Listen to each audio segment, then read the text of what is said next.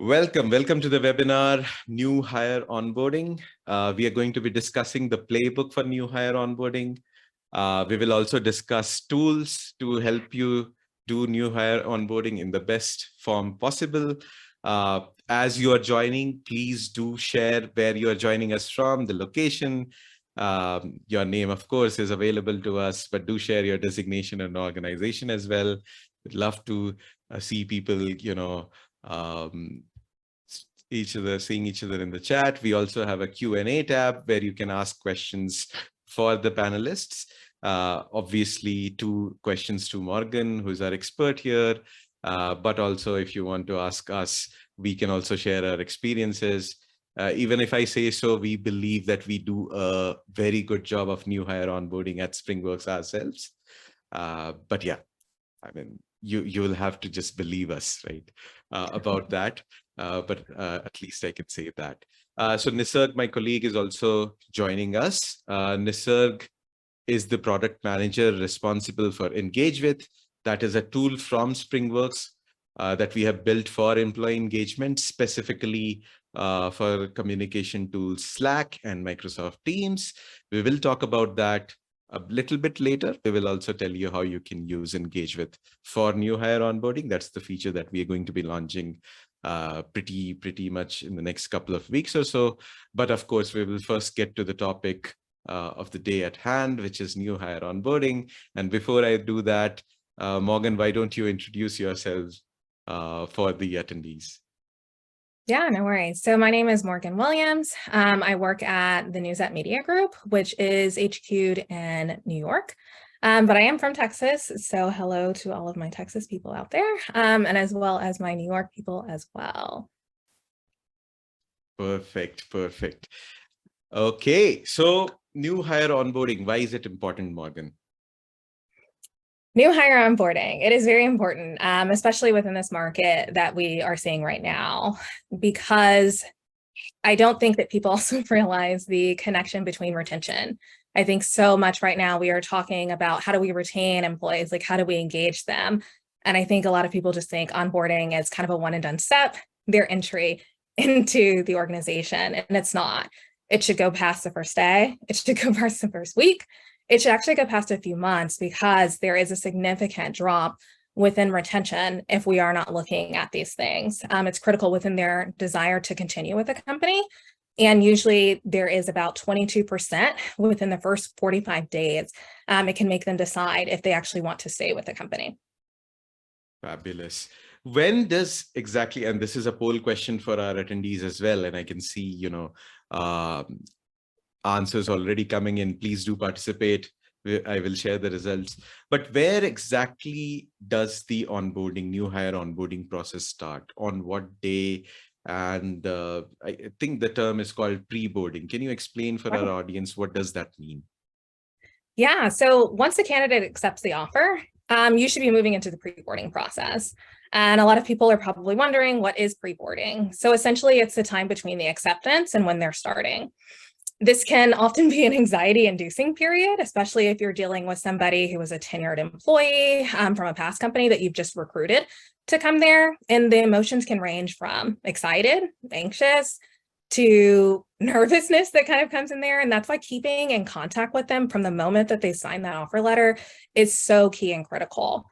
Why? Because technically they haven't started for the organization yet. And so even though you may be already working on the tech and getting things ready, they still can be poached. And that's just the reality, whether it's from a counteroffer from their old organization that they are resigning from, or whether somebody else is coming into the mix. So you want to make sure that they're not swayed by other offers. You want to make sure that their current employer doesn't counter. And you can do this by keeping engaging with them. A lot of times when people are thinking about leaving jobs, it is due to something that potentially happened with their current employer. So keeping that kind of constant contact and engaging with them, it can be a new feeling for them and often rewarding. When you can take the time to connect with them, you can send them emails throughout this, as well as first day articles. You could do it through company accomplishments or recent things that they've won within the organization, whether it's a great place to work or different achievements or milestones, even funding series between if you're a startup or whatever the case may be. sharing these with them kind of makes them feel included within the culture at a very specific point before they've even gotten into the door. So this isn't the time for you to kind of think they've signed the offer letter, let me drop off. This is not that time. This is really when the work begins. Perfect. So just a couple of things that we also do that you brought up. We also, I mean, in India, we do a WhatsApp group with the candidate. I don't know what is that communication tool in the US. I know for a fact that people in the US don't use WhatsApp as much as, say, some of the Asian countries, India, and even Europe. But what we do is we will set up a WhatsApp group with the candidate, with their manager, and a couple of folks from the HR function. And like you said, yeah, you know, any news or anything big that is happening, a new product launch even, or maybe, you know, the CEO was in the media for some reason, all of that sort of stuff we do share. One follow-up question here, and this is, you know, not particularly for your organization, but, you know, something that we do is we send them swag even before, you know, a couple of weeks before they join, and with the slight risk that, you know, they might you know, not take up the offer, maybe, you know, one day, or not show up even on the day of joining, right? Which does happen. Maybe it doesn't happen now, given the new market conditions that we find ourselves in, but was happening a lot in, say, 2021. So have you seen any of that stuff? Have you used Of course. Yeah, I mean, I would definitely say it's a good time to kind of send swag, welcome gifts, any type of technology and things like that that they're going to be utilizing, especially if you're a remote distributed workforce. This gives them time to set it up before day one anxiety or the Sunday scaries is often recalled within there. But you can be creative with this process. It's not going to be a one size fit all. Think about your organization, how you're engaging them, what things are true. And don't just do pointless swag. Think about your organization, think about the people, make it meaningful, connect with them, what's going to be useful and kind of key to either your mission and values, because those are going to be the things that are going to be feeling rewarding and most likely why they even interviewed with you or joined your company in the first place. Yeah, totally agree with you. And can't just be mindless swag. One interesting stuff here, one story that I want to relate a lot is a company based out of, it's a Decacon, I think, Unicorn, whatever, based out of India. Interestingly, what they did is they started sending MacBooks to employees much before they joined the company. And they saw the joining rate start to go up. It's almost like, you know, reciprocation. So it's like I'm putting so much trust in you that, and with no expectation of them returning the MacBook if they don't join, right? So almost out of reciprocation. So yeah, interesting stuff like that. Would love to know from our attendees if they have heard of any of these stories, if they have tried something in their organizations that looks something like this. Would love to know if you can share it in the chat. Meanwhile, I'm still letting people in. I think we are at 121. That's great. Fabulous, fabulous. So, and even if there is a large gap, let's say, for instance, if you're doing kind of like university recruitment or things like that, where there can be a significant time period from when they've accepted to when the role starts, think about how you're going to do kind of like a series of emails or meet and greets or coffees or virtual coffees, depending upon how your organization is set up. There's still different ways to kind of familiarize them with the org, whether it's through org charts or just documents. There's time to do it. You don't have to wait to that 30 days out, that week out. There is time all along to kind of keep that connectivity. And this is going to continuously keep them engaged. And so that's just something I want to say, because I know sometimes when there's often a large gap, people want to talk later when it gets closer. No, that's when you can also lose them. And so that's just something to really think about in the whole holistic view of, you know, engagement with your new hire. Got it. Yeah, just one hygiene stuff. You can ask questions in the Q&A tab. It's open for you, but I see a question from Veronica, which I think is relevant to the conversation that we are having. And Veronica is asking, what's a standard onboarding time frame from background clearing? I think that means background check being cleared to start date. So is there a standard onboarding frame? And, you know, of course, attendees here, feel free to answer that as well. But Morgan, do you have any thoughts on that? It's going to depend, depending on your organization, if they're an hourly employee. I mean, those are things that you are going to have to think about. There is going to be some compliance portions as well. Like it can't be work, and that's defined very clearly if you need any help from the Department of Labor. So just think about that. And also, not all orgs run background checks. I mean, and that's just kind of the reality. So understanding where you are also, is it your vendor? How long are they taking? But this pre-boarding process of when you're thinking about it, usually you've already sent kind of the offer letter, you've already gone through that process, so you can still engage them. Now, this may be a monetary concern for you, thinking about kind of sending out swag before you get the background cleared. That's going to have to be a judgment call. You know, how important is this role to you? How important is this candidate? And really thinking about all of those and how does it fit in your model? Yeah, I totally agree with you there. I think, our attendees are also sort of helping with answers there using E-Verify helps. But thanks, Veronica, for asking that question. Please do share your questions in the Q&A tab. I hope all of you are able to see, because I can see questions coming up in the chat. Great. So pre-boarding, of course, a bunch of other stuff as well as part of it, but we are not going to get into the nitty-gritties. Just an update or a sort of a takeaway, and I think we promised it in all the reminder emails that we have sent out.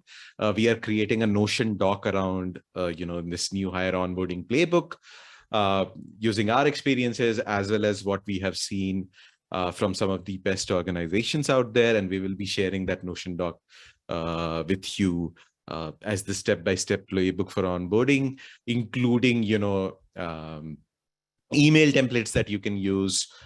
Say, for example, one template that comes to mind is you have a new hire joining. How do you introduce them to their manager?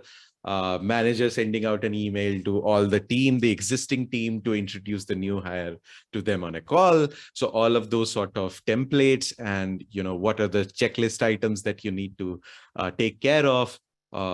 We have prepared that Notion doc, and we hopefully will be able to get them in your inboxes within the next 24 hours. Cool. So you have done the pre-boarding process. Now we move to day one. How do you, Morgan, make their first day memorable? Because, the old cliche, first experience, right? Essentially, what you see on day one stays with you for a very, very long time, and very, very critical for at least 90-day retention, right? So how do you make new hires' first day memorable? What are some basic stuff that you should take care of? Yeah, I mean, I think kind of going back to the pre-boarding part, first days can be anxiety inducing. And I think that that's just, me being transparent, whether it's from excitement, nervousness, whatever the case may be. So let's think about that. And how do we kind of calm that? Like, what are the skills that we're going to do? I would say more than anything, if you can kind of eliminate some of that chaos, the confusion, by letting them know prior to day one, by either having a schedule or something like that, so they know kind of what to expect when they're coming in, and they're not just walking in the door. They don't know where to go to, they don't know who to talk to, they have no idea what time to start, what time their day ends. Those are going to be some really critical things that you will want to let them know ahead of time, so they can kind of ease their mind as they're getting in there. As we can recall, first impressions are very important, especially with new hires. So therefore, the less hoops that they have to jump through, the more that they can focus on integrating into the company and their job.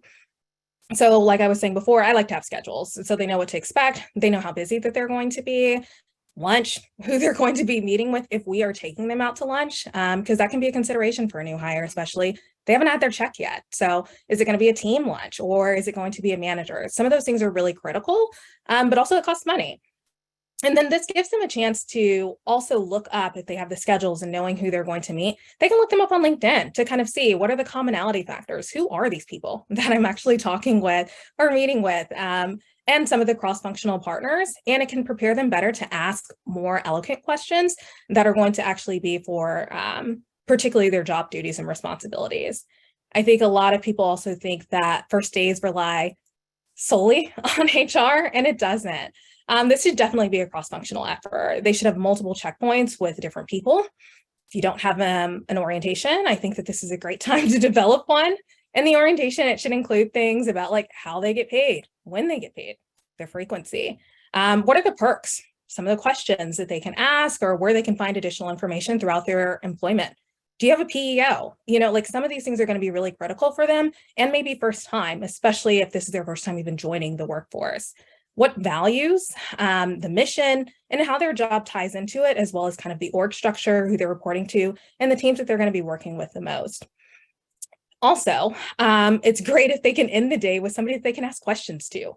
I think sometimes employees are hesitant to ask questions. I think it can feel intimidating, or they feel that they should know all of the answers, so they shouldn't have to ask any questions. And it's nice to alleviate that right at the start in the orientation, saying, hey, we're going to have a session at the end of the day where you can ask questions. Feel free to jot them down. If there's something that you feel uncomfortable asking to a peer or manager, let me know. That way I can kind of assist and answer those at the end of the day. And if I'm not able to give you those answers, then I can make sure that I'm able to get back with you. That alleviates some of that tension and that conflict right then and there. And I think that those are ways that you can be building in relationships so that they can learn about their job, the company, and you're arming them with information, resources, tools. I know certain companies will have different decks about what tools to use and how. So just because you have Slack, for instance, or a Notion page, how do you use Slack? How do you use the Notion page? Do you chat on there? Do you convey business on there? Or is this something for us to kind of have fun with? Letting them know how to use the tools and when is also going to be critical, because they may have been used very differently at their prior company. Within the first day, I would say at a minimum, they should know the working hours, their team, their cross-functional groups, high-level expectations, their job function, and obviously any applicable training that they either need to do or are going to do within the near future. Much of what you mentioned can be solved with of course, the manager is a critical part of all of this, but a buddy system where you have a designated buddy who is sort of a peer, not really, someone at a reporting level, as in a peer to a reporting level, I think makes life easier, like you mentioned, right? Like someone who you can reach out to with silly questions, what may look silly questions, right? So, I mean, it works beautifully for us, but for people who may not have a buddy system in place, can you just give us a brief of what that looks like? What exactly is the role of you've sort of explained the role of the buddy, at least for day one, but what does that look like? A little more, if you can elaborate. Yeah, no worries. Like I said, it can be overwhelming, right? And so having an onboarding buddy, and usually I will tell my hiring managers, this should not be the manager. It should not be me. It should be somebody that's going to be more on a peer level. So they can ask the questions of, what is our manager like? Very open without it feeling strange or odd. What's the culture here? What's, somebody that's not going to give the fluff, such as HR or a more politically correct answer, somebody that's going to be real, somebody that can talk to them in a way that's going to integrate them, or this is a hangout, spot, whether the water cooler section, somebody that can kind of get to them on that type of level, that will help integrate them within the culture a whole lot quicker.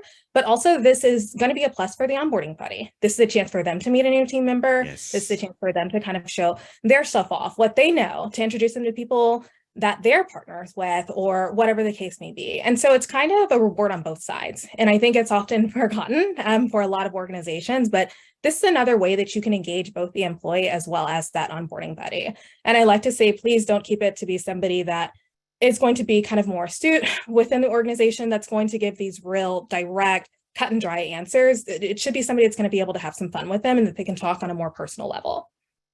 Correct. Interestingly, we have we set up the buddy system a while back, but we also have a reward for buddy of the quarter. So there is some incentive. I mean, you don't really need an incentive, but it always helps, right? I mean, the whole world runs on incentives of some kind or the other. So that has also helped our cause, Of course, we have some amount, I wouldn't call it a buddy training system, but, just some basics, like you said, right? You need to be fun. It shouldn't become another sort of, a voice of the HR team sort of a person, right? Like you shouldn't be, telling them policies and such. You have to be much more open with them. Cool. So first day, I also, as a manager, and I'm sure you, Morgan, Nisarg, I like to give them a quick win on day one. Could be something very, very small. For example, the newest hire that we had, we asked them to draft an email for this webinar to send to our existing email audiences, just draft an email that we can send out to tell our existing audiences that this webinar is going to happen. So a very easy task, but almost like a quick win that they can have on day one, or if not day one, maybe, day 2, day 3. But what are some of the other ways that you can sort of set up this new hire for success, right? Let's say, the basic hygiene, IT issues, all of that we will get to. But let's say, do you set up a 30, 60, 90-day plan already? Or do you first make them aware of what success looks like? How does this process look like? When do you set up this conversation with them? Does the manager do this 30, 60, 90-day goal document beforehand, or do they work with the person? I mean, obviously, at some point you're working with the person, but does the manager start with a document, or do they do it together? What does this look like?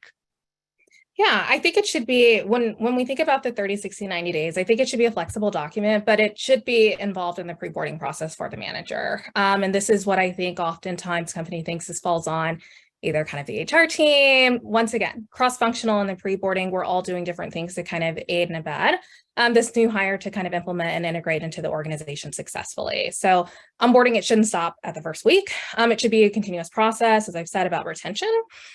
This is going to be a way for us to retain the new hire, and it's often a period that is critical in their decision to leave. It's going to definitely take time for them to learn the organization, the workflow, processes, as well as understanding the working culture, because these are unique to each of the organizations. And it's also great to have the manager be doing the 30, 60, 90-day checkups. I oftentimes tell them to schedule them before the employee gets there. So whenever you're already getting their tech and things set up and setting the one-to-ones and putting those on the calendar, set these on here, because it's so easy once an employee gets in there for people to forget. And so if you can already get these on there before their day one, it's already set into there along with the one-to-one, so they don't get lost in the mix. Oftentimes people will ask, what are some questions that you should be asking during these times? What do I say in a 30, 60, 90-day check-in? So I'll kind of go through some of them. Things are going to be changing as their employee tenure is changing. So within kind of the first 30 days, some of the questions that you may want to ask are, have you faced any surprises since joining this company? Can I provide any help or structure? Do you understand your role within the organization? Those are going to be key during that time, because this is that acclimation period, and as they're trying to understand their full job as well as the organization. And then for when we get to the 60 days, it's going to be more questions around kind of time management, So those questions are, do you have enough time to complete your work, or do you have too much time? Understanding how this person works. Just because you've scoped this job out and this is what it needs to be doing, everybody works at different paces. So trying to understand that, because now this is a good time to be reflective, to adjust some of those goals and those priorities. Also, now they've been in the work for just a little bit. So does the role align with you how it was described in the interview process? This should be a reflective period for both you and them. Are we describing this role correctly? Did we scope this role correctly? And this is that chance to kind of acknowledge that and to kind of pivot in a little bit. And then also, do you have the appropriate tools to complete your work? Just because you may have designed this position does not necessarily mean that they have all the tools. And this is a great time for them to not have to just bring this up. You're prompting them. Remember, employees may be hesitant to kind of bring up some of these things because they feel that they should already know this, or they do have the tools. They may not, and they're going to be the subject matter expert for some of these things on these roles. So it's just something to kind of consider. When we kind of move forward to the 90 days, you're going to see the questions change just a bit. Now that they've been in the work, how are you progressing towards the established goals? Once again, this is going to talk about, do we need to pivot because we would have addressed the tools prior within the 60 days? How can assist you meeting your goals? Are there any other tools or professional development needed? Maybe they have the tools, but they don't know how to use them, So this is a good time to kind of check in on that. Do we need to upskill on this? Do we need somebody else to help give you some professional development to execute on your task? And then once again, once they've been digging into that work, do we need to amend or pivot your goals Also, due to business needs. At this point, it's been 3 months. So your business may be going in a different direction, economy, different things can change. So what they were set up initially, do we need to redesign these and refocus them or reprioritize your work? And if so, it's a good time to look into it and also to make sure that they're continuously aligned with those goals. Yeah. While we're on that topic, I think you mentioned, have a 30, 60, 90-day milestone check-in in terms of feedback and such. Do you also, going back to day one or even in the pre-boarding process, do you do like a motivation survey, like, what made you join this organization? What is your expectation? Because, of course, from day 1 to day 30, day 1, 30, 60, 90-day goals, that is more goal-oriented. Even before they have joined, if you ask their motivations, what made you join this organization, what will keep you in this organization for longer, and if you can do a match, do you do something like that? Does that make sense? Yeah, no, I definitely understand that. In regards to kind of the way that we do it at my organization, it's going to be more on the onboarding surveys. So we ask some of those questions in a different format. And this is going to help us, one, to ensure that we're still aligned with the employee, but also, do we need to fix our process? Were there some gaps in here? This is kind of like our root cause analysis to get down to there. So if you're developing a culture that is focused on feedback and implementing that feedback, I think that this is going to be something that's very easy. And I often mention it on the first day and often don't take it until they're prompted until a certain time, because that first day high, people are excited, they're engaged, everything's perfect. I know everything is not perfect. And we in HR, we know that. So let's continue to move forward. And as you're getting access to more people between your onboarding buddy, I ask questions about, how is your manager communication? Because oftentimes, who's going to tell me? The manager is going to tell me everything's been great. And I talk to the employee and they're going to be like, okay, you talk to the manager. This is their chance to really provide that transparent communication to me about their manager, about the onboarding buddy. Because now, do we need to train the onboarding buddy? Was it not a right match? Was the fit not correct on there? So I definitely create a space, I will say, within the orientation. I tell them that the onboarding survey is coming. I ask them to be very transparent. I tell them why we're utilizing the survey. It's going to be so we can take this information, basically extrapolate it, so we can utilize it to improve our process. So the more transparent you are, the better. That way I'm encouraging them. I don't want them to feel like somebody's going to get in trouble. That's not the type of dynamic that I'm trying to work around, or to make them feel like, they just joined this organization and they're telling on people. I want them to know I'm using this so we can continue to build a more robust onboarding, to be more supportive. And if there are issues, I want to nip them right then. So if I need to talk with your manager or whatever the case may be, to say, hey, there's a disconnect. I know that you may have thought that you were talking with them a lot, or whatever the case may be. They didn't feel that. So how can we change this? And it gives us a chance to really look under there to have a more constructive conversation. Once again, you want to make sure that they're comfortable, right? And these are the ways to do it. But if you don't have a culture of feedback or a space where they can feel vulnerable enough to ask questions or to be truthful, you're going to get the whole, everything's fine. I will also ask satisfaction questions, even about myself. In regards to the orientation, the onboarding, I will go deep into that to ask, like, how satisfied were you with that? Do you have any suggestions? Can you add anything to it? Would you like to remove anything to it? I will also tell them very transparently, just because you say you would like to add X, Y, and Z or remove X, Y, and Z, that doesn't necessarily mean that I'm going to do it. I'm looking for trends and themes that work along with our company and our culture. And so I'm taking all these things into account. I want to make sure that they feel that their voice is being heard, and that they know that there's a space where they can go. And also, I can continuously pull these things and run surveys, metrics to see kind of where we are and understand how efficient our onboarding is. Remember, these are people that you've recruited. They're coming from a whole lot of different environments. They have a wealth of information. Do not lose that by feeling that you don't have to ask them feedback about your process. Ask them. They may have better tools. They may have things that you can implement or utilize. And so this is kind of an opportunity for that as well, and for it to feel collaborative within the process. Yeah, it seems like, this is one of the most critical parts of the new hire onboarding process, and feedback and keeping a regular tab, hitting those milestones. I mean, we have a bunch of questions around that. So it seems like people are really interested in this topic. Of course, as an aside, we are doing a specific webinar on creating a feedback-driven culture, which will be happening on Feb 23. Just as an aside, I've shared the link here in the chat. But Morgan, should we take a couple of questions that people have regarding 30, 60, 90-day goals, feedback stuff that I think, might as well take them up right now. Let's see. When do you suggest you send the survey? Veronica is asking. I'm not sure what exact survey do you mean, Veronica, if you can clarify. I'm thinking it's the onboarding survey when I'm kind of asking for the feedback. That's going to be within your organization and to decide. I know for us, I'll send it at week 1. At the end, and I'll ask them, please do not complete it until the first week, because then I will know the policies are fresh on their mind, and I'll ask them, of like, do you feel that you have the job related training? We're starting to kind of get into that stuff. But it still should be continuous different steps along the way, because I'm doing the onboarding survey, the manager is doing the 30, 60, 90. So we're kind of capturing that feedback in a lot of different points, along with, remember, the one-to-ones and their onboarding buddy. So there's multiple points. You can decide of what works best for you. But that's kind of how I do it at our organization. I will say we are all remote.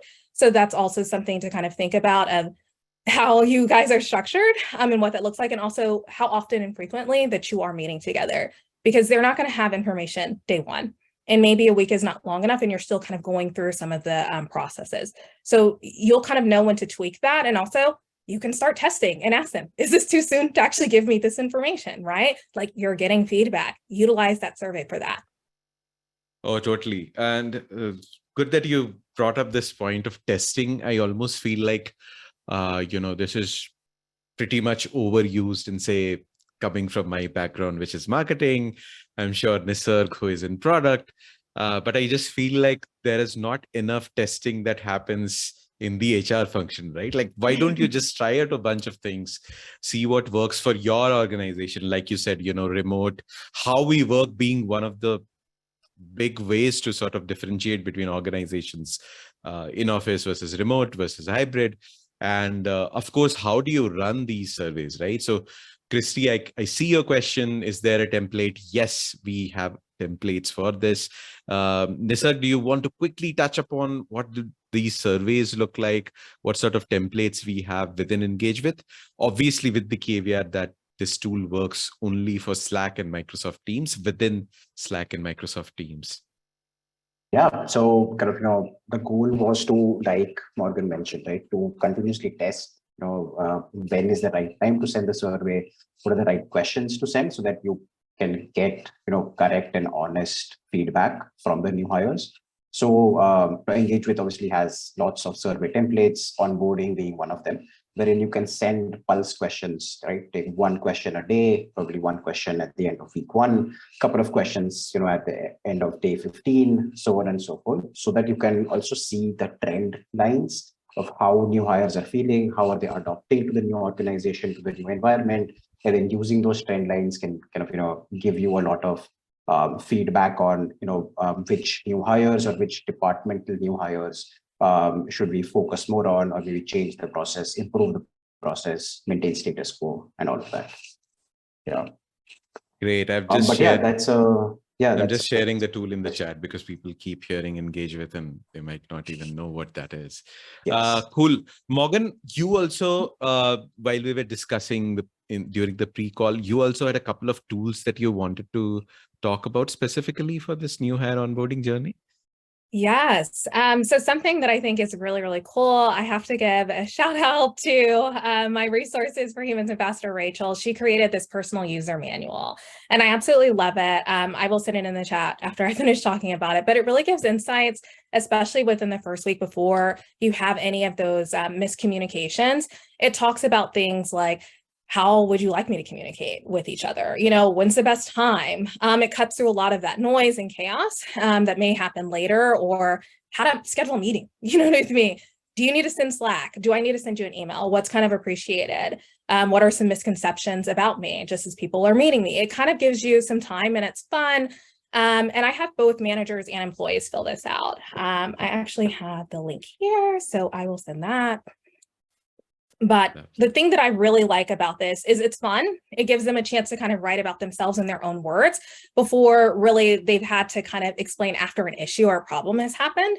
you're putting everything out clear. And if there is an issue from a manager standpoint with the employee or whatever the case may be, they can kind of reflect on this of how do I give feedback? Is this person visual, or are they a person that, they're an auditory learner? Like, you kind of go through some of those themes. And I just think it's really cool to get that in there. I always get very high scores from the onboarding surveys, particularly for this. I think it's just an activity to do. It gives a time buffer, and it's away from the work, and it's talking about them in a way that's just a little bit more fun. Got it. 100%. Yeah, thanks. So I had kind of one more follow-on question on the 30, 60, 90 plan. So let's say, the manager and the HR team kind of has come together. They have set up a 30, 60, 90 day for a particular role. Like, these are the goals you want to hit, new hire. How do you manage, let's say the new hire is not up to the mark, right? They are not able to hit those goals, at the 30-day mark, 60-day mark. How does the manager and the HR kind of team come together to figure out what to do next? What is the reason that the new hire is not able to perform? And then from there. Yeah, I think you're going to have to get to the root cause as to why. I mean, and I think some of those things are going to be answered within. Is it the tools? Are they just not understanding the role? Are we not clearly scoping the role into what it needs to be? Do they not have the access? There's going to be some things that you're going to have to do. It's not going to be a one cause fit all. It's really going to be almost a cause and effect, and kind of going back to that testing methodology. And then you're also going to remember, you will have already onboarded other people, and hopefully it isn't a new role. So you'll kind of understand, what were some of the challenges of the last employee that were in this role? Is this the same thing? Because if it is, it's most likely going to be much more on the process than the actual employee. So let's think about that, right? And how can we either tweak that or change it? But also, once again, if you have a feedback of culture, you can ask, what is impeding into getting here? How can I assist on it? How can I help? And those are the things that we want to constantly kind of keep on our mind. And obviously, you can utilize systems for blind feedback. There's many different ways that you can do this, but I say all of that to say there's plenty of tools and ways that you can get this information, whether it be from EngageWith or, AI or ChartHop. Those are some of the tools that I like. Those are ways that you can get that information and roll out some templates to kind of clarify, hey, this is what the issue is, and understand, is it more on the managerial part? Is it the tools? Is it the feedback? What is it? And then that way you can go towards attacking the issue at the root cause. Got it. Yeah, that makes sense. Perfect. Awesome. I think 30, 60, 90-day goals. Do we also,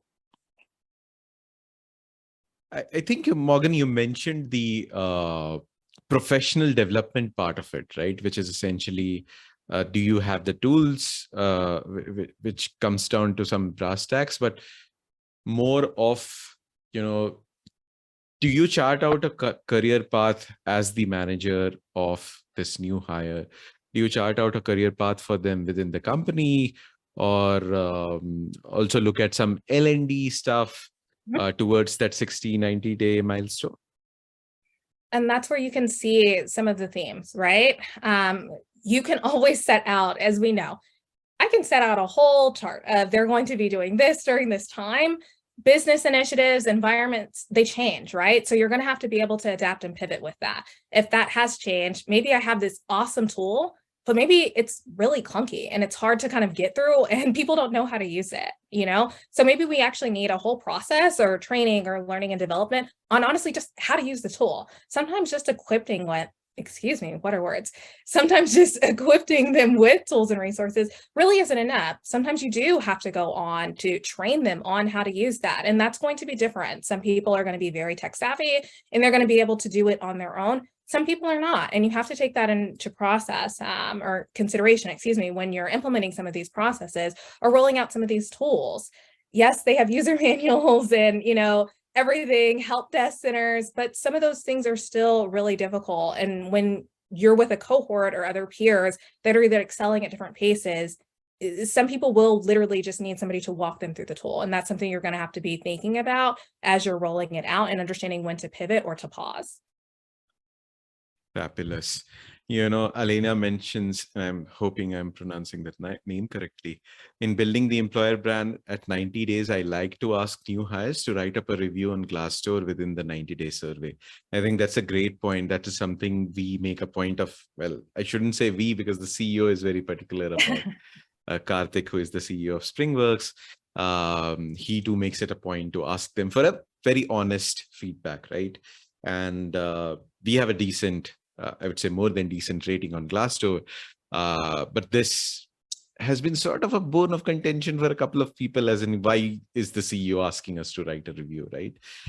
Although he's very, very clear about, I want your honest review. And there is no way for anyone to know who has written that particular, because Glassdoor is anonymous, as in if you choose that to be. But yeah, to the point, to Elena's point, it's always a good idea to ask, right? And not rely on people to somehow get this notion of, oh, I should do a Glassdoor review of the company. Because unless you ask, it's probably not going to happen. Nisarg, what was this about onboarding humans? Yeah, so kind of, moving on to talking more about that.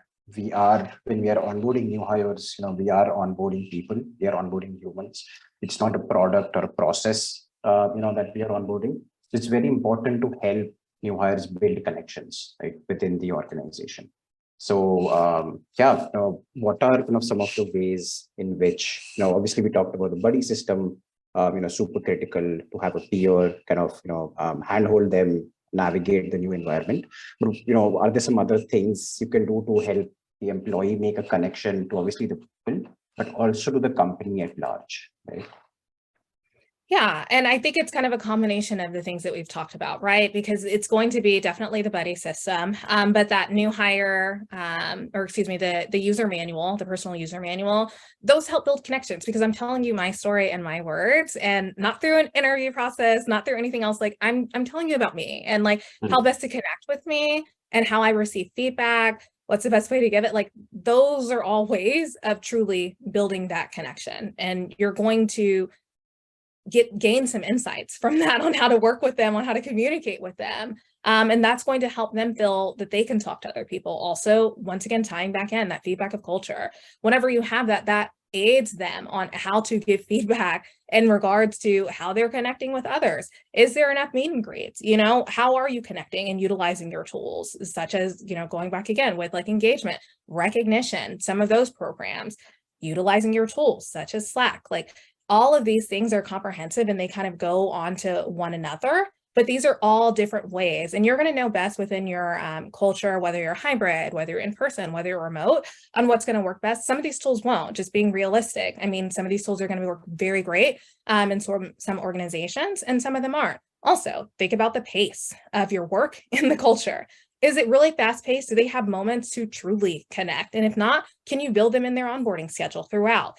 Donut, it allows kind of connections for people to have different things like that. We have what we call like snack and chat. And so we'll do that monthly. We'll pair people with random people and then provide like a small budget so they can get a snack.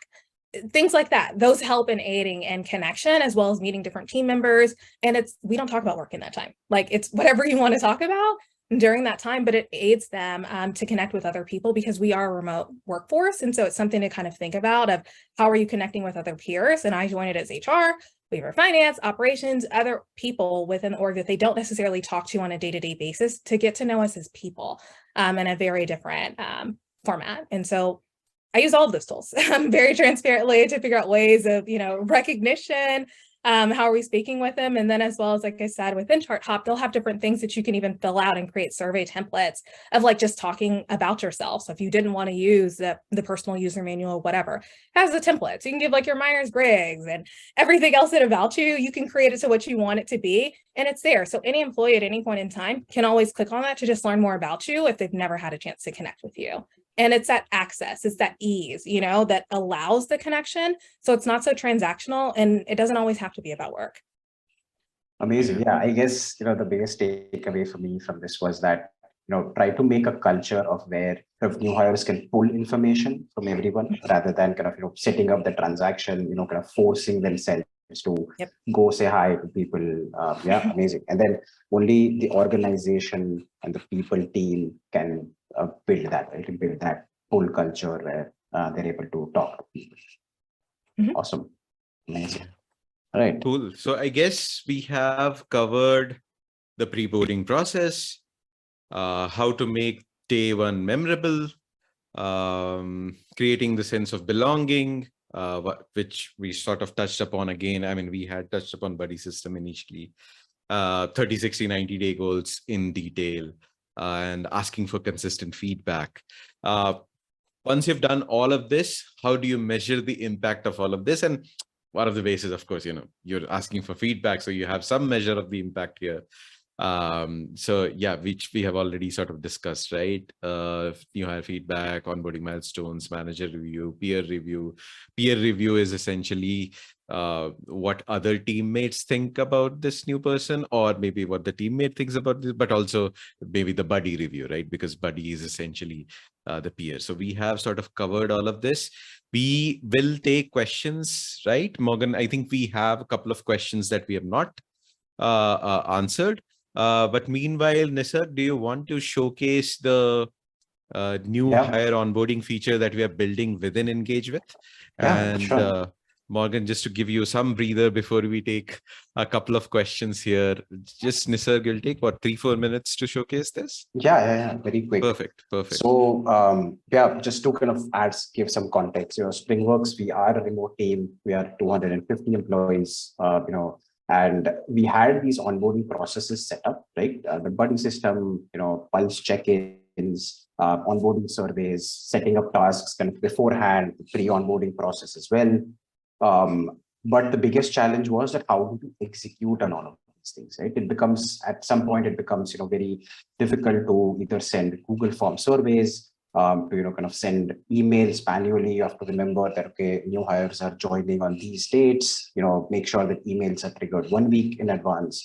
Emails to manager and their team are triggered in advance and on the day off. There's just too many moving parts around the entire onboarding process, right?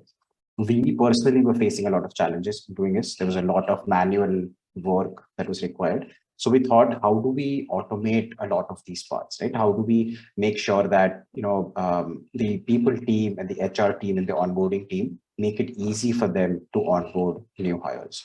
So very quick kind of, a demo of what we have built.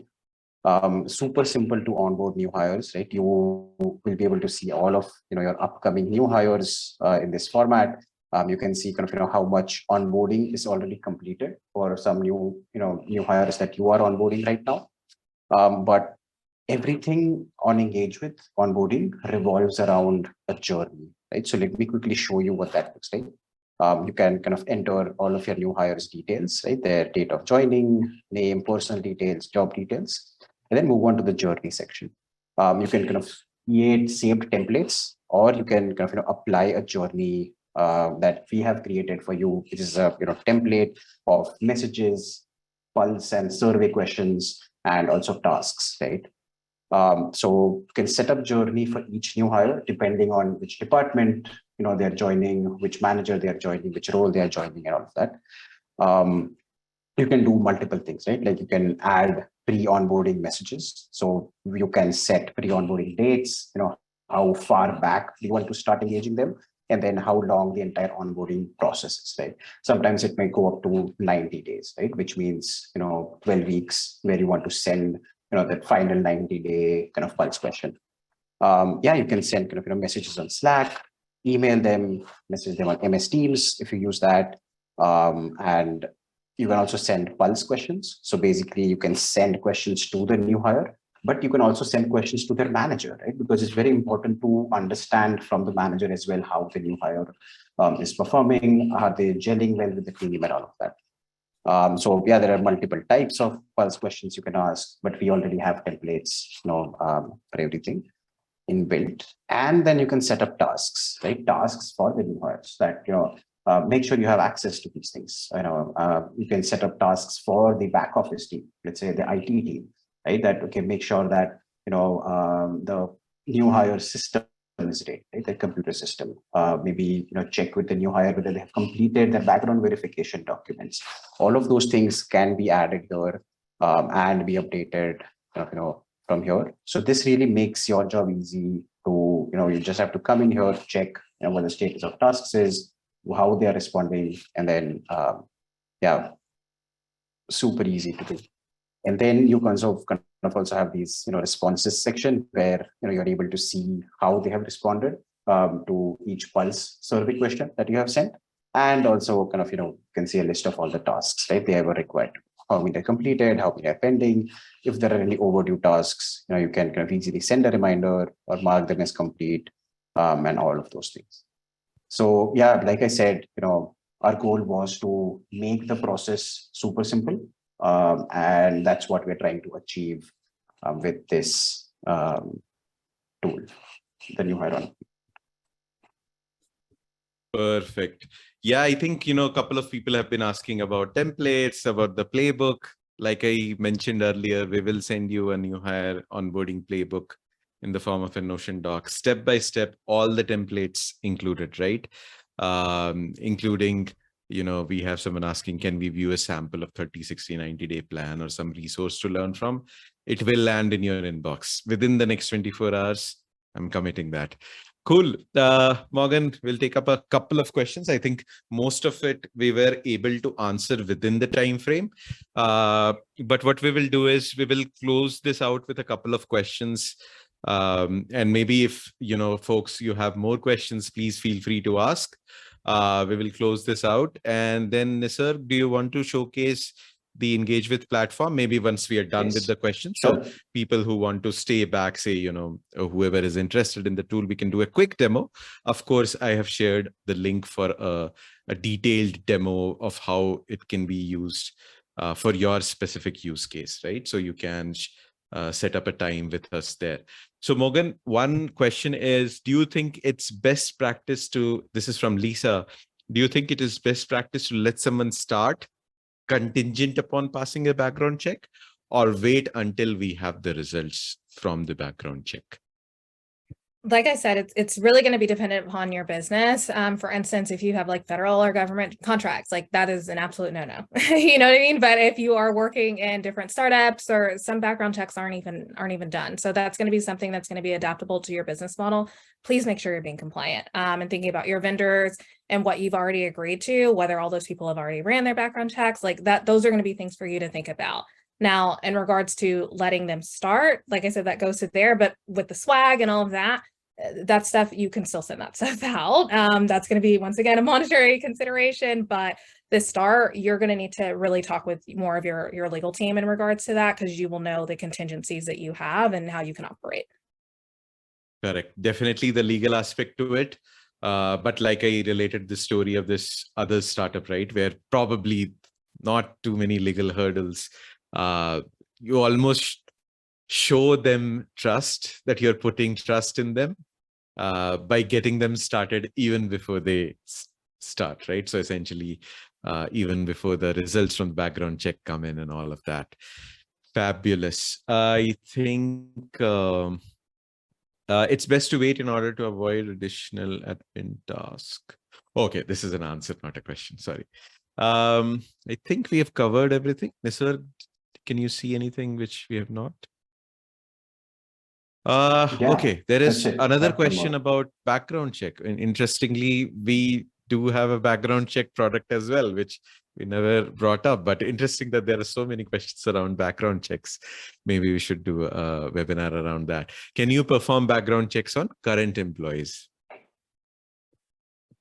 There's definitely legal things that go along with that, and also agreements that have been signed, pre-employment agreements. So that is something you're going to, once again, need to run. Also, like the reason why in states definitely have some legalities as well for that. So totally a legal question on there, but I would love to answer it. But there's so many different contingencies between like New York, California, Texas, like that are completely different. And as the why, the reason that you're running it, they're already employed there. Is it for another contract, for different work that they're doing, or working with somebody federally, or is this just to know? Like those are going to have different answers.